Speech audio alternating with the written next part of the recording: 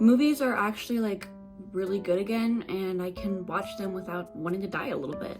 This video is going to be more of a rant with like some evidence and like some backup claims and stuff like that.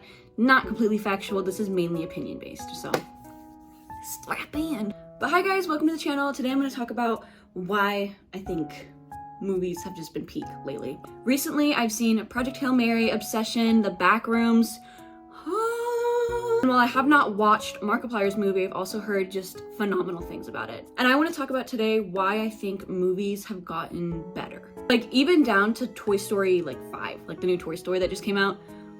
It was good as fuck. I sobbed the entire time. And the simple reason why I believe that these movies have just been good, you know, instead of being the shitty slop Chris Pratt voice acting. And I feel like this is because they have what a lot of media has been missing, which is passion. The thing is, when you take multimillionaires who are used to making the same content over and over again, they kind of get used to this like algorithm that they hit with every movie.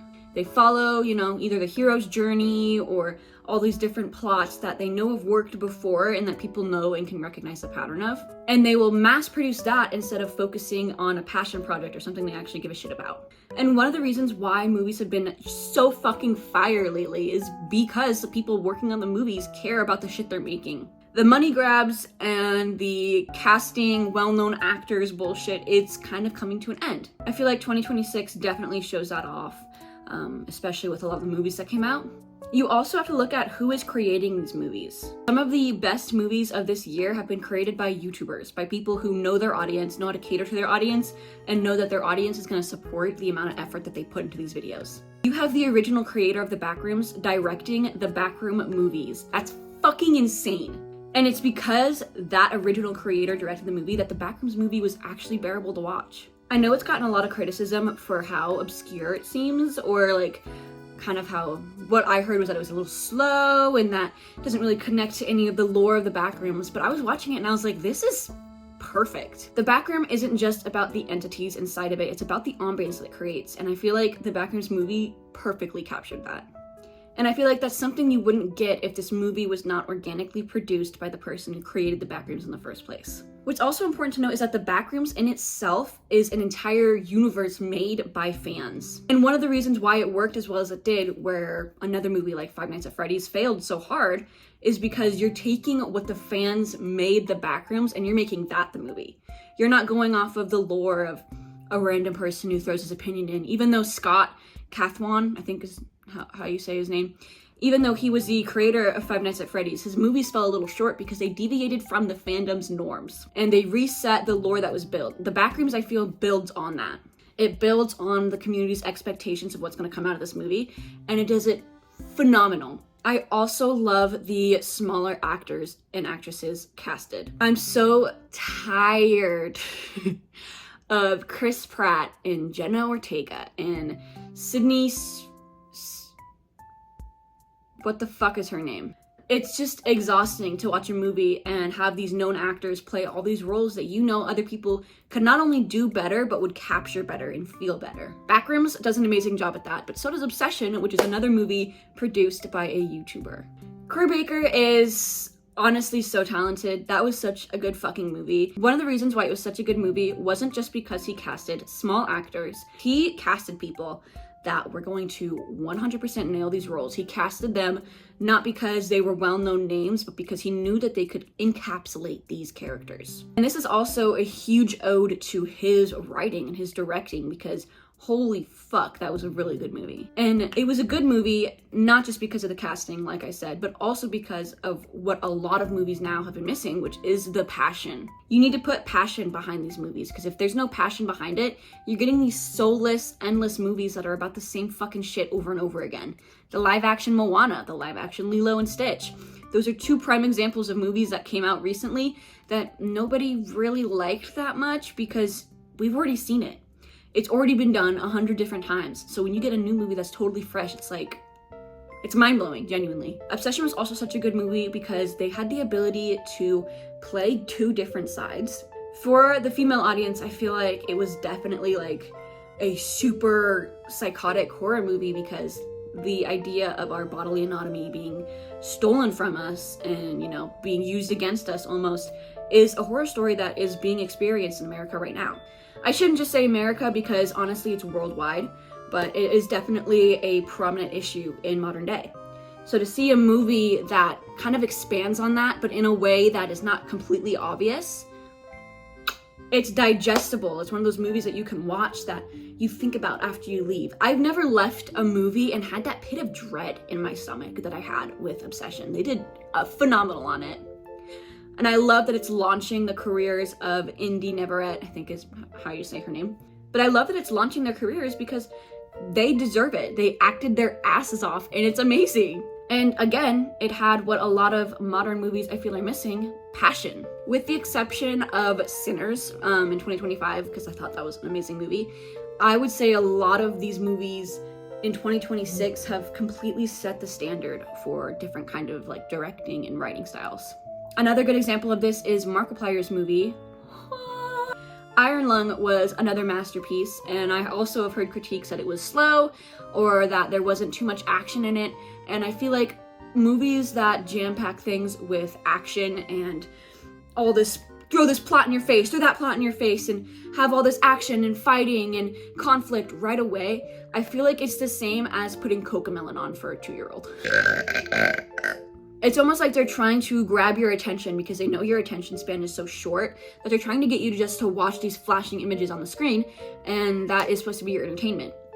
In reality, having a movie that is a slow start, that leads up to the exposition, that kind of flows smoothly, and that the actor is working his ass off to and like capture all the emotions in it, to me that just hits way harder. And once again, it was really true to the game, and really true to the fandom. And Markiplier was able to make this movie not just because, you know, he has the funds and he has the fan base, but also because he loved the game. And it's something he felt passionate about, and he poured his heart and fucking soul into that goddamn movie. He had been working on it for years. He's been working with the cast for years. He's been working with producers on lights and sound and editors and all of this shit just to produce a movie that he funds because it's something he is so incredibly passionate about. And to me, that is gonna make a good movie 99 out of 100 times. And then you have the outlier here with Project Hail Mary by Ryan Gosling. And the reason why I call this the outlier is because Ryan Gosling is a really well-known actor.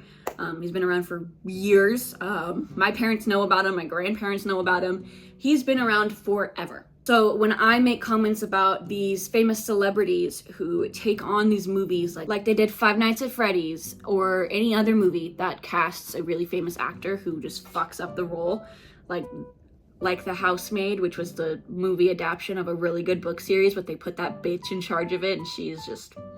You put these well-known actors in these roles that need to be played by smaller actors, it usually wipes any character from the movie. And this is because the well-known actors have their own style. They're not experimenting. They're not adapting themselves to the script. They're adapting the script to themselves. And I can say with full confidence that Project Hail Mary was the only example where this didn't happen. Ryan Gosling perfectly captured Project Hail Mary. And there's a bunch of reasons why this movie did not fail compared to a lot of other movies that big actors play in. It's the same reason the Barbie movie did good. It's the same reason Sinners did good. And it is because there is heart and soul in it. You're putting these characters in a situation that they deem important. You're making these actors feel for these characters and have a soul for these characters. Ryan Gosling bought the rights to this movie, 6 years ago? But he bought the rights to this movie years ago, before the book was even published. Ryan Gosling was on top of it because he loved it so much. That, to me, doesn't scream celebrity wanting to take over a role because it's a popular role, like Chris Pratt in Mario. That, to me, screams, this is something he loves and is passionate about. He's willing to give the author plenty of time to, collect their own fame from the book before he goes through, puts his name on it, and makes something out of it that is visual and not just something that you read. I know reading is visual, but you get the point. And it is one of the only movies that I can say confidently is just as good as the book. A lot of movies fuck up that adaptation. Ryan Gosling didn't. He made it his own while also keeping really true to the author, I feel. And once again, this goes back to what I said about why FNAF failed so much where Backrooms succeeded. They're both video games, but one of them changes what the fandom created and the other one expands on it. And Project Hail Mary is a book that's well known and was pretty popular before the movie came out. And then the movie came out and you watch it and you don't feel cheated out of the experience of what you read. Not only do you not feel cheated out of that experience, but you feel like you can visualize it way better. And just the way Ryan Gosling went about making this movie is something I respect the fuck out of. The fact that almost all of it was not CGI, he had used his own lighting and shit to make these different effects. Rocky, that character was a puppet and not CGI. Rocky's voice originally was meant to be different and played by a different actor, but he just loved the main puppeteer's voice so much that he casted him as the voice of Rocky. And to me, that says that he is not someone who wants to make a movie because he wants the credit for this amazing concept that Project Hail Mary was. It's someone who's making the movie because he loved it so much that he's almost like writing a song for it. He's creating something to draw more attention to it because it's something that he felt so passionate about. And that ultimately is what today's video is about, is passion. That is what a lot of movies are missing, is they're soulless. There's nothing in them. You can watch all these new movies and they all kind of hit the same. I feel like I've seen so many movies lately where I just watch it and I'm just like, cool. Like, only the recent movies have been ones that I have thought about way later down the line. I feel like Disney is usually the main component of why these movies suck. And it's just because Disney likes to focus a lot on that feel-good, heartfelt kind of movie, and that's totally fine. But they do follow the same pattern for every single movie, and it gets a bit repetitive, and you want to get to the point where Disney is this massive producer of content, produce something that more people want to look at and watch. Because watching the same plot of a live-action movie made from a cartoon that was made decades ago, it falls flat after a while. I can't name anyone who liked the live-action Lion King, or the live-action Moana, or the live-action Ariel, or the live-action any of them. I don't think there's anyone. But making a live action of these books or these video games somehow succeeds where a lot of others, like studios, will fail. Now, I will give Disney some credit because their new Toy Story was a masterpiece. It was so well done.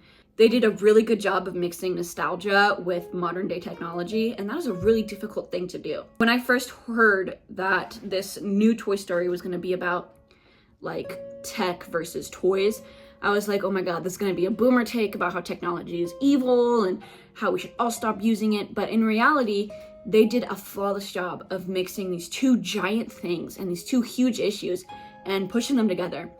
And this was the first time I've ever been in a theater full of kids for a kid movie. Actually, that's not true. I did see a Minion movie. This was one of the first times I've ever been in a movie theater filled with kids where the kids were dead quiet. They were watching the movie, they were entranced by it, and it was almost like a new perspective kind of had opened up to this younger generation of kids. And it's so important that we hit that, because when technology is so shamed and so hated on, but so vital and integral and going to become part of our future no matter what, it's important to find a middle ground that you don't make kids feel guilty for using. It was one of those movies that I watched, and it hit because I had nostalgia from Toy Story while I was also growing up around tech because I had fallen that Gen Z age range. But at the same time, it felt like I wasn't being shamed for how I grew up. I wasn't being shamed for the internet access I had, or for my parents not knowing how to use a computer, but me knowing how to use a computer. Shit like that. Because I feel like there's a lot of shame centered around social media and just centered around technology in general. And while restrictions and stuff should be put on technology to ensure kids' safety, I also believe that since technology is something that is only ever going to continue to grow and continue to escalate and continue to be in the community and in the world, it needs to be something that we all learn how to understand and digest in a way that is not harmful to us. And I feel like Toy Story really just hit the hammer on the head. Hit the nail on the head. Holy shit.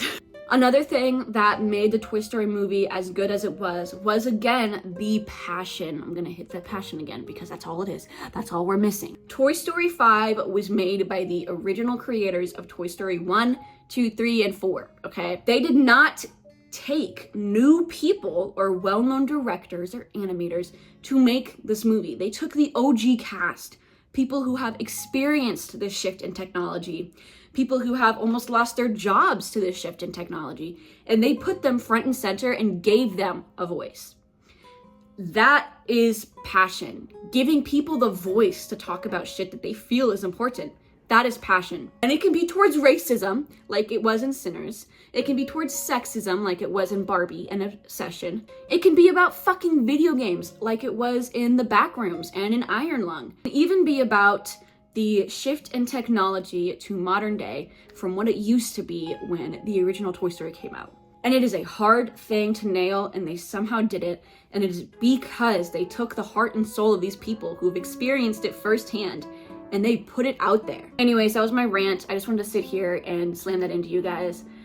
Passion is 100% what drives so many projects and so many things. And I feel like in a world that's lacking so much passion and so much emotion, it's just refreshing, I guess. It's refreshing to watch back-to-back banger movies and know that more are gonna come because people are receiving them so well. So that's all from me. See you later, alligators.